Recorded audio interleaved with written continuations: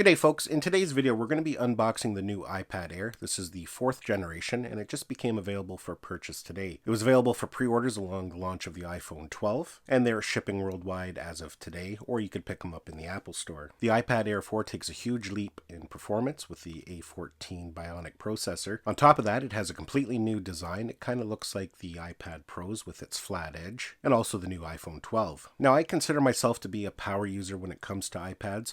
I'm a mobile content creator on YouTube, so I film all my videos on an iPhone, and I edit all my videos sometimes on an iPhone, but usually on an iPad. Lately, I've been editing on the iPad Pro, the 4th generation, but because of the new A14 Bionic chip that's in the iPad Air 4, it was really intriguing to me, and I want to test it out to see how well it does when editing. Anyways, in this video, we're just going to do an unboxing. We're going to take a closer look at it, so let's just jump right in and take a look.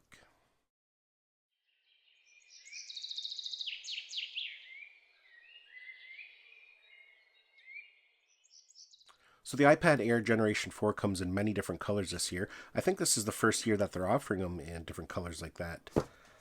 I decided to go with the space gray just because I like the look of the space gray. You can see here that the iPad Air 4 is wrapped in plastic, just like how they normally are. So let's just set that aside there for a minute, and we'll take a look what else comes inside the box. You can see here we have our literature, and of course we have our Apple stickers. In the bottom of the box here, you can see we have a USB-C to USB-C cable. This is the first consumer-level iPad that comes bundled with USB-C. Apple introduced USB-C on the iPad Pro, the 2018 model, and of course this year they also included it with the 2020 iPad Pro. So that's really great that they now have it on the iPad Air. We also get a 20-watt charger. And what's kind of interesting about this charger is that when you get the iPad Pro, it still only comes with an 18-watt charger. So you do get a little bit more powerful of a charger with the iPad Air 4. So other than that, that's basically all that's in the box. So let's take a closer look at the actual iPad now. So we're going to take off the plastic wrapper, and it'll just be a matter of moments before it's covered in fingerprints. And there we go there. Now you can see here they have the new design. It has this new flat edge design. It's very similar to how the iPad Pro looks. It's actually a beautiful design. We have the Smart connector here down at the bottom. So it is compatible with things like the Smart Keyboard Folio and the new Apple Magic Keyboard. And we'll take a closer look at them here in a minute as well. And yes, of course, fingerprints. If we look at the bottom here, you can see, yes, we have our new USB-C port. Let's go ahead and we're going to power it on here. So we're going to go in and set it up. I'm going to select English. We'll select Canada as our country. And we're going to use the quick start setup. As you can see here, I just brought the iPhone 12 close to it and it's picked it up, so we can now copy the settings over. So I'm going to hit continue. Of course, then we have to line up the graphic there, just like that. While this is activating, let's talk about some of the new features. Like I mentioned earlier on, it comes in a variety of different colors. And that's really nice because you can get it personalized to your own tastes. It also supports the Apple Pencil too, and we'll take a closer look at that in a minute once we get it up and running. So it's all been activated now, and you can see here it's asking us to set up Touch ID. There's no home button anymore. That's where Touch ID used to be. What they've done is moved it to the power button there at the top. One thing to note is that the iPad Air 4 does not support Face ID. So let's go ahead here and we're going to set up our Touch ID. Now it asks us to set up another fingerprint, which is a good idea to do because you're going to be holding your iPad differently every time.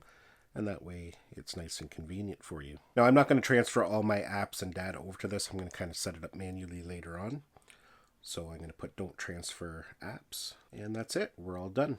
Now, like I mentioned, I do a lot of editing on my iPad for my YouTube channel, personal videos. I also do some work for some clients. Having an iPad that's very fast is very important to me. And Apple introducing the A14 Bionic in the iPad Air 4 is actually pretty incredible. It's actually faster than the current iPad Pro. Now, the iPad Pro does still have a few extra features when it comes to processing power, but in general, it's going to be a lot faster. So I'm really curious to get playing with it and use it in real-world situations how I normally use them. I'm not going to do that in this video, but I will have a video coming up soon going over the performance and how it works for editing 4K video. And it's fantastic. They now have support for the Apple Pencil too. All you have to do is connect it magnetically like that, and it's going to set it up for you.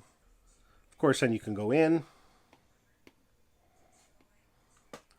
So yeah, it's actually really nice that they have that. As you can see, I'm not much of an artist. But for me, when it comes to editing, I think an Apple Pencil is a must. It just kind of gives you that nice fine control like a mouse. Now, as I mentioned earlier, because it has a smart connector on it, it fully works with the Apple keyboards. Over here, I have the Magic Keyboard, the one with the touchpad. Now, this is one for the 12.9-inch iPad Pro, so it's not going to be compatible with this because it's only the 11-inch. If you have the 11-inch version, it'll be fully compatible with it. However, over here, I have the original Keyboard Folio. This is the one that doesn't have the touchpad in it.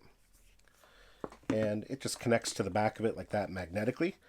And just like that, you can see there it's picked it up. We can open up a new note and start to type.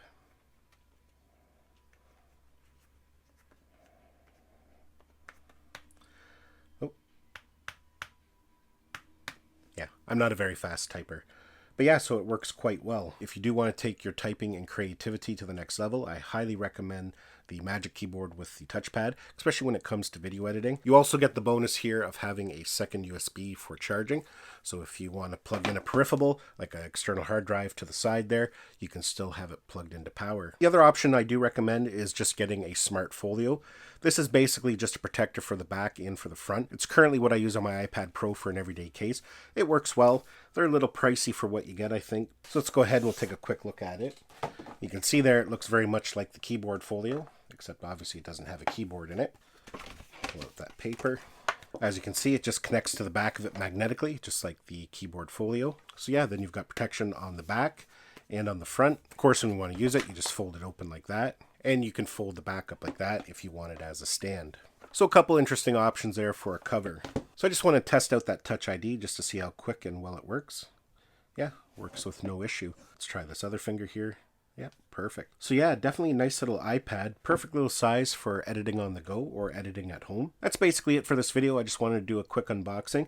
Now, if you are interested in the iPad Air 4 and you want to know a little bit more about its performance, later on in the week, I'm going to be uploading some videos going over the performance compared to the iPad Pro, how it works for editing, rendering speed, and all that. Hopefully you enjoyed this video and got some value out of it. Give it a thumbs up if you did. Don't forget to subscribe to my channel so you don't miss any of our upcoming videos, and we'll see you in the next one.